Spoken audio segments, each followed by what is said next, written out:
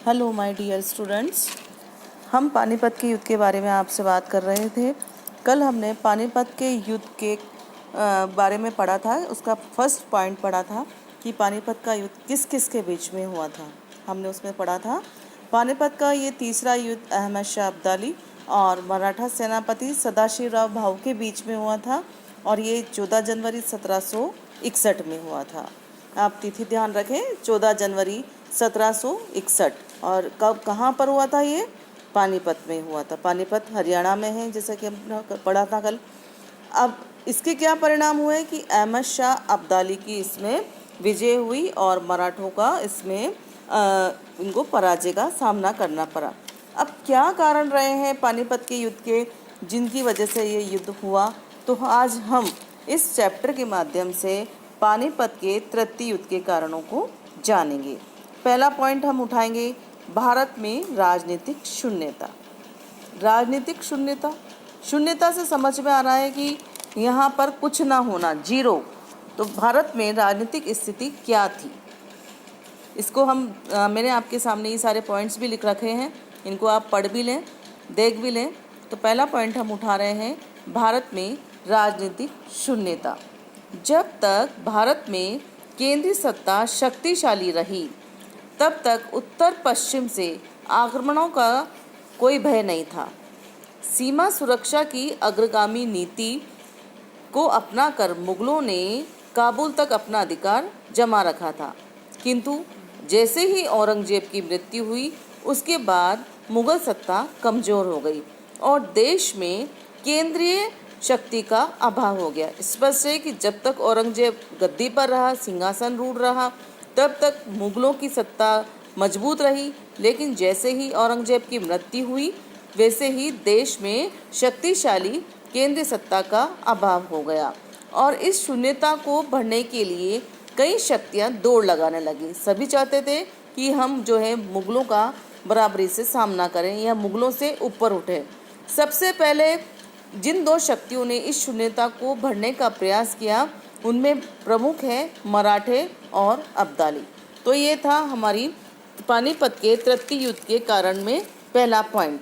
Second है दिल्ली पर प्रभाव जमाने हेतु संघर्ष। यद्यपि औरंगजेब के बाद मुगल सम्राट शक्तिहीन अवश्य हो गया था, किंतु अभी भी उसकी वैधानिक मान्यता थी। वैधानिक मान्यता मतलब अभी भी वो राजा ही माना जाता था। पूरे भारतवर्ष में दिल्ली का राजा पूरे भारत का राजा होता था, इसीलिए उसको वैधानिक माना गया था। स्पष्ट हो रहा है आप सभी को कि वैधानिकता का मतलब क्या था। साथ ही भारतीय जनता भी मुगल सम्राट के प्रति श्रद्धा रख रही थी। कितने वर्ष हो गए थे, ये हमने पढ़ा कल कि मुगल भारत में कितने समय से थे। तो स्पष्ट है कि मुगल भारत में 300 वर्ष तक शासन कर रहे थे। तो अब भारतीयों को भी मुगल अपने सम्राट की भांति ही लगने लगे थे और इसी वजह से जो ये मुगल हैं भारतीय जनता के प्रति श्रद्धा के पात्र रहे हैं। अतः अन्य सभी शक्ति मुगल सम्राट पर अपने प्रभुत्व को बनाए रखना चाहती थी ताकि सम्राट पर अपने प्रभाव का उपयोग कर सके। अब वजीर और मीर बख्शी की नियुक्तियों में निज़ाम, मराठे, अब्दाली, अवध के नवाब सभी रुचि लेने लगे। इस समय अवध का नवाब सफदरजंग वजीर था और इसे अब्दाली हटाकर निज़ाम के पुत्र नारसी जंग को वजीर बनाना चाहता था। तब सफदरजंग ने क्या किया? मराठों से सहायता मांगी, लेकिन मराठों ने उसकी सहायता ना करके निजाम के जो पुत्र था गाजीउद्दीन उसको वजीर बना दिया। 1775 में अब्दाली ने भारत पर आक्रमण किया और फिर नजीब खां को मीर बख्शी नियुक्त कर दिया। इस प्रकार अहमद शाह अब्दाली का भारतीय राजनीति में हस्तक्षेप प्रारंभ हो गया था। जैसे ही वह भारत से लौटा तब मराठों ने क्या करा? नजीब खां को हटा दिया और अहमद शाह बंगश को मीर बख्शी बना दिया। इस तरह मराठों ने दिल्ली में अपना प्रभुत्व स्थापित करने के उद्देश्य से अब्दाली का विरोध किया।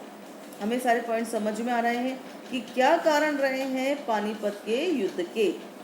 तीसरा पॉइंट हम उठाएंगे, अब्दाली का भारत की राजनीति में हस्तक्षेप। स्पष्ट है पॉइंट। अब्दाली का भारत की राजनीति में हस्तक्षेप हम चाहे कहीं पर भी करें, जब वो हस्तक्षेप प्रारंभ हो जाता है तो सामने वाले के लिए ये असंभव होता है और वो उसको हटाने का प्रयास करता है।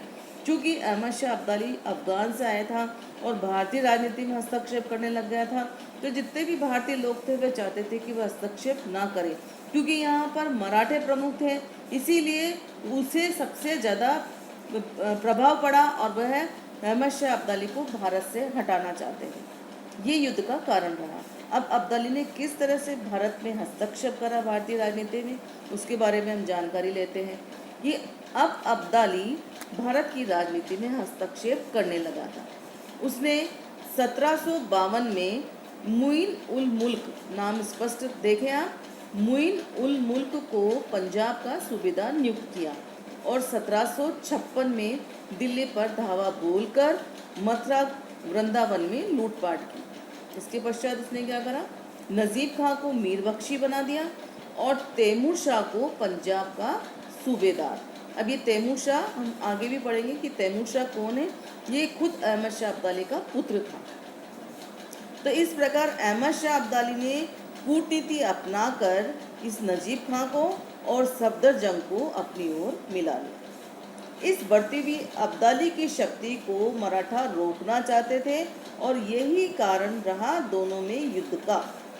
स्पष्ट हो गया अब्दाली का भारतीय राजनीति में हस्तक्षेप। अब नेक्स्ट पॉइंट हम लेंगे, अब्दाली की सैन्य सफलताएं। तो अहमद शाह अब्दाली की बढ़ती सैन्य सफलताओं ने उसे अजय बना दिया। लगातार उसको विजय प्राप्त हो रही थी और अब लोगों को भी लगने लगा था, स्थानीय शक्तियों को भी लगने लगा था कि अब मराठों की जो सफलता है संदिग्ध है। तो अब मराठों की अफगानों की विरुद्ध सफलता संदिग्ध लगने लगी थी और यही कारण रहा कि हमारे जो भारत में देशी राज्य थे, ये भारतीय राज्य थे, उन्होंने मराठों की पानीपत के युद्ध में कोई सहायता नहीं की। चूँकि मराठे लूटपाट करते थे और ये लूटपाट भी उनकी पराजय का कारण बना, क्योंकि इस लूटपाट के कारण अनेक देशी राजा उनसे नाराज हो गए थे।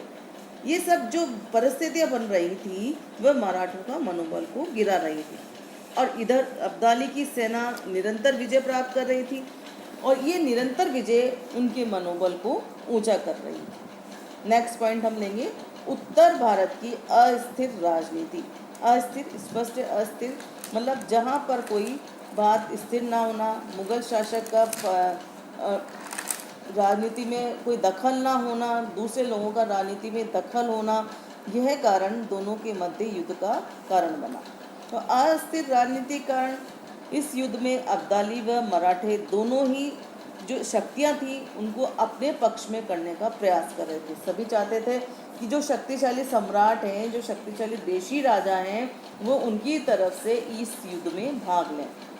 अब्दाली ने तो घोषणा कर दी कि वह भारत में नहीं रहेगा और जब भारत से जाएगा तो उसका उद्देश्य मात्र यही है कि जो मुगल सम्राट है शाह आलम, उसको दिल्ली के सिंहासन पर बैठा देगा और भारत से चला जाएगा। इसी तरह मराठों का जो सरदार था, मराठों की तरफ से जो लड़ाई कर रहे थे सदाशिवराव भाऊ, उन्होंने ये प्रचार किया था कि ये युद्ध भारतीयों और विदेशियों का है।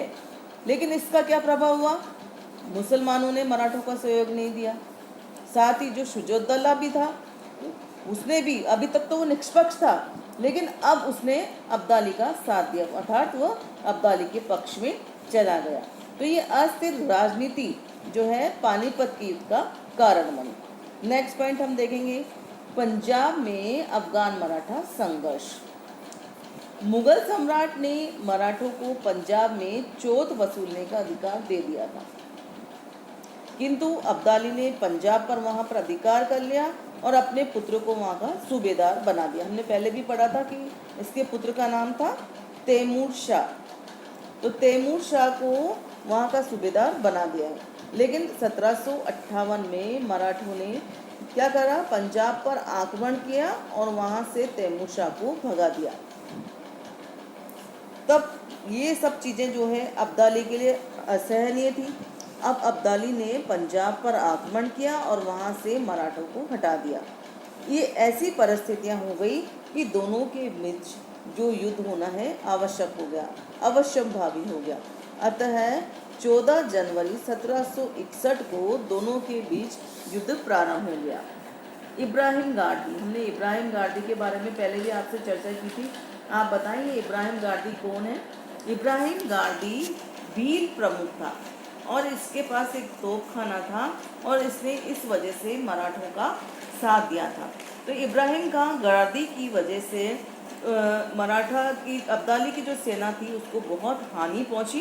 साथ ही सदाशिवराव भाऊ और सिंधिया ने भी भीषण युद्ध किया, किंतु थोड़ी ही देर बाद लगातार इस युद्ध की वजह से मराठे सैनिक थक से गए और इसी समय क्या हुआ कि जो पेशवा का पुत्र था विश्वासराव, उसको गोली लग गई और उसकी मृत्यु हो गई और उसकी मृत्यु की वजह से सदाशिवराव भाऊ ने अपना संयम खो दिया और वह अंधाधुंध लड़ते हुए भीड़ में सेना के बीच में लड़ता हुआ चला गया और मारा गया।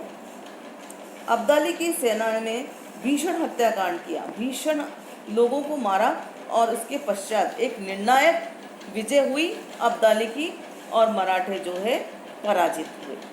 धन्यवाद।